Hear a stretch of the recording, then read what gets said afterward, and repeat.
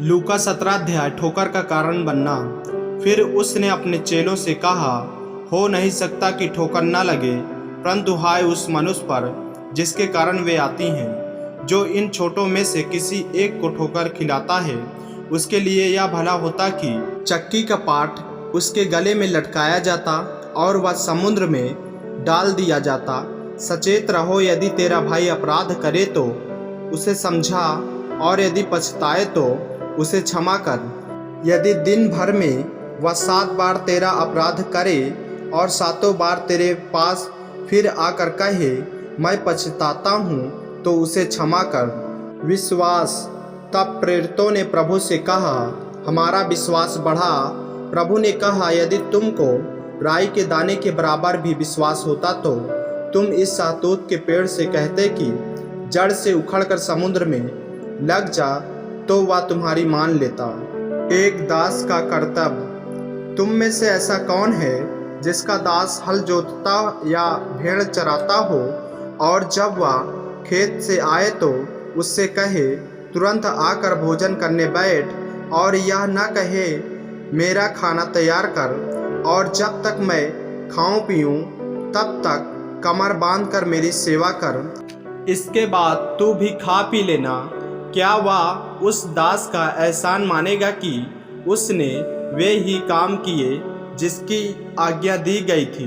इसी रीति से तुम भी जब उन सब कामों को कर चुको जिसकी आज्ञा तुम्हें दी गई थी, तो कहो, हम निकम्मे दास हैं, जो हमें करना चाहिए था हमने केवल वही किया।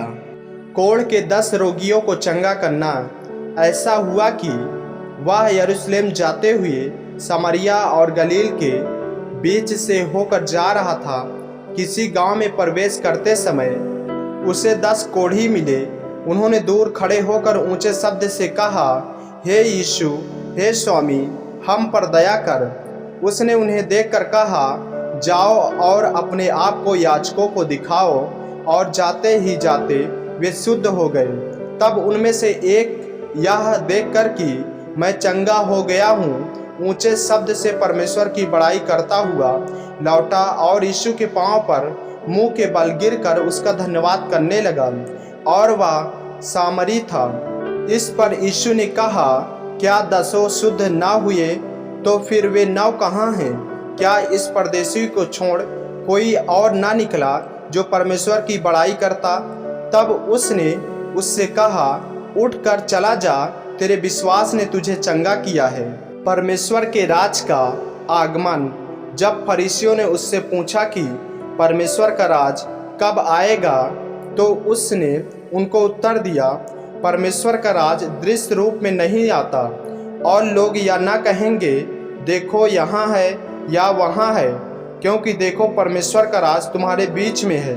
फिर उसने चेलों से कहा, वे दिन आएंगे जिनमें तुम मनुष्य के पुत्र के दिनों में से एक दिन को देखना चाहोगे और नहीं देखने पाओगे।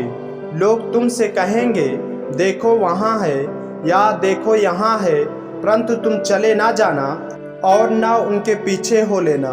क्योंकि जैसे बिजली आकाश के एक छोर से कौंध कर आकाश के दूसरे छोर तक चमकती है, वैसे ही मनुष्य का पुत्र भी अपने दिन में प्रकट होगा। परंतु पहले अवश्य है कि वह बहुत दुख उठाए और इस युग के लोग उसे तुच्छ ठहराएं। जैसे नूह के दिनों में हुआ था, वैसे ही मनुष्य के पुत्र के दिनों में भी होगा। जिस दिन तक नूह जहाज पर न चढ़ा, उस दिन तक लोग खाते पीते थे और उनमें विवाह होते थे। तब जल प्रलय ने आकर उन सब को नष्ट किया। और जैसे लूत के दिनों में हुआ था कि लोग खाते पीते, लेन देन करते, पेड़ लगाते और घर बनाते थे, परंतु जिस दिन लूत सदोम से निकला, उस दिन आग और गंधक आकाश से बरसी और सबको नष्ट कर दिया। मनुष्य के पुत्र के प्रकट होने के दिन भी ऐसा ही होगा। उस दिन जो छत पर हो और उसका सामान घर में हो, वह उसे लेने को न उतरे, और वैसे ही जो खेत में हो वह पीछे न लौटे। लूत की पत्नी को स्मरण रखो। जो कोई अपना प्राण बचाना चाहे, वह उसे खोएगा, और जो कोई उसे खोए वह उसे जीवित रखेगा। मैं तुमसे कहता हूँ, उस रात 2 मनुष्य एक खाट पर होंगे, एक ले लिया जाएगा और दूसरा छोड़ दिया जाएगा।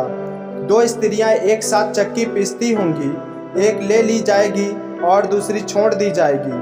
2 जन खेत में होंगे, एक ले लिया जाएगा और दूसरा छोड़ दिया जाएगा। यह सुन उन्होंने उससे पूछा, हे प्रभु, यह कहाँ होगा? उसने उनसे कहा, जहाँ लोथ है वहाँ गीदड़ इकट्ठा होंगे। आमीन।